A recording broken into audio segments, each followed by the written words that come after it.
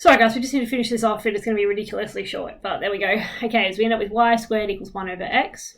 So therefore, y, we take the square root of the whole thing, cancel out the squared. Now square root of 1 is 1, so we can leave that as is over square root of x. Okay, and that's our inverse function.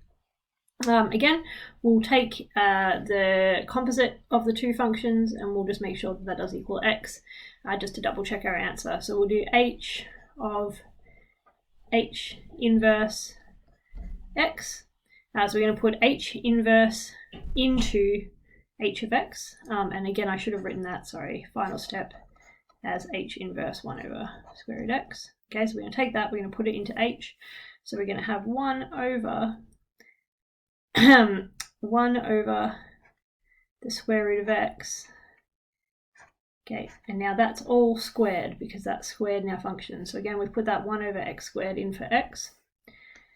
So if we simplify this, we end up with 1 over, now 1 squared is 1, square root of x squared is x, so it's 1 over x.